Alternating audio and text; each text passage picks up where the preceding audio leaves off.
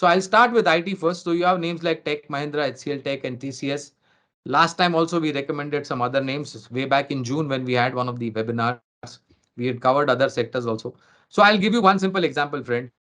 If in our day-to-day life as an individual, if IT plays a crucial role, then for corporate India or for a small scale, medium scale, or large scale enterprise or a corporate, it is equally important. You cannot stay away from IT environment and make yourself vulnerable. Yourself means your company's IT platform and environment vulnerable to any kind of external attacks.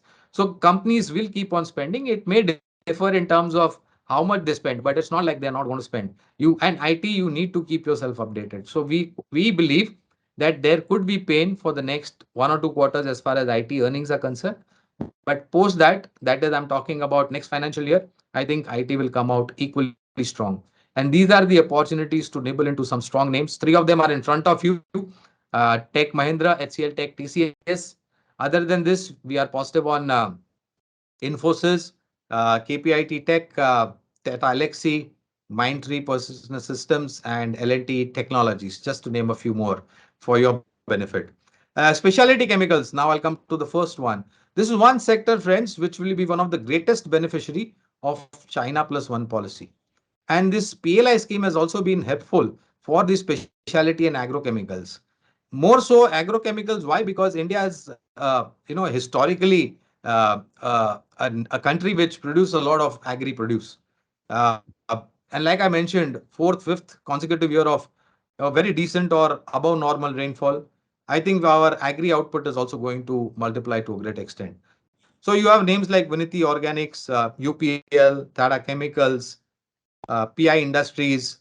Uh, uh, Possibly you can look at Pidilite also. So these are some of the names in the specialty agrochemicals universe, which we believe will be one of the beneficiaries of China Plus One policy.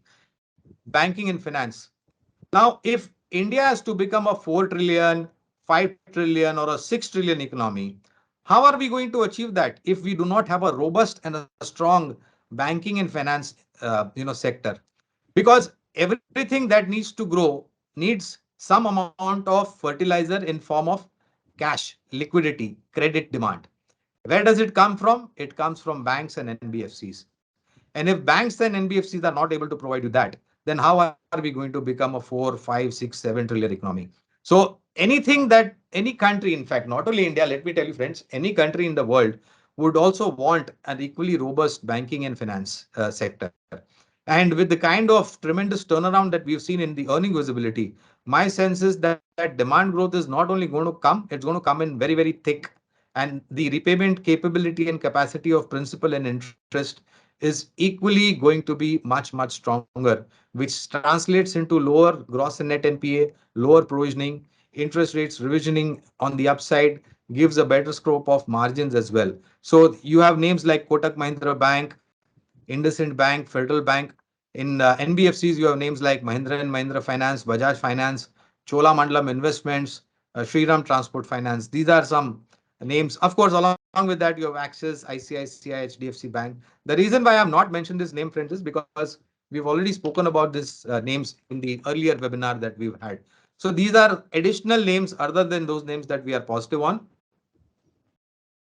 In the public sector banks, because over there also we have seen some meaningful uh, improvement in terms of earnings. So you have names like State Bank of India, you have names like Bank of Baroda, you have names like Bank of India, Indian Bank, just to name a few. I think banking should be one of the top priorities, and a sizable amount of your portfolio should be allocated to banking and finance.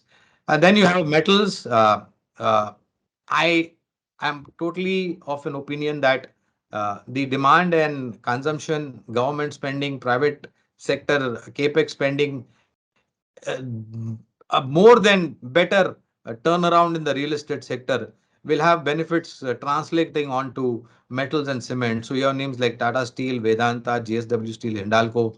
These are the names in the metal universe. We have cement names also. We have names like Dalmia Bharat Cement. You have Ramco Cement, JK Lakshmi Cement, and Dalmia Bharat Cement. These are more of the mid-cap universe in the cement that we are extremely positive. Again, large cap names not being repeated because they were mentioned earlier: ACC, Ultratech, Ambuja, Grasim, etc., etc. Auto ancillary. I'll just give you one report that I read about 2 days back. And that report tells that in the next 4 to 5 months, there are going to be different categories of passenger vehicles from different companies getting launched. And the number is anywhere between 16 to 17, 16 to 17 new launches in the next 4 to 5 months. Long waiting period, better situation in terms of chip semiconductor, logistic side issues getting better, month-on-month sales number coming in at a much better level and expected to be better. I think you should definitely keep your eyes on Tata Motors, M&M, Bajaj Auto, Eicher Motors, Ashok Leyland. These are some of the core automobile plays. And in terms of auto ancillary, you have names like Mahindra CI Automotive and Bharat Forge. Because anything good happening to auto translate into better times for auto ancillary, OEM, battery, tire manufacturing companies, etc., etc. Last but not the least, as I mentioned in my earlier, statements, uh, uh, the India is a consumption-driven economy. Imami, Dabur, Tata Consumer Products Limited, Godrej Consumer Products Limited, HUL, ITC. I think these are the names that we associate every day in our consumption day to day. So my sense is that these are some of the names in the sectorial universe, 7 sectors. I think you must have at least had about 35, 40 odd names. My humble request is that you don't need to buy all of them. Try to look at what you have understood better, what you feel is much better, rational it out, reason it out.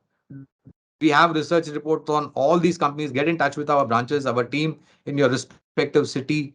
They will help you with the research report. Before investing, just go through the report so it's better understanding for you as well.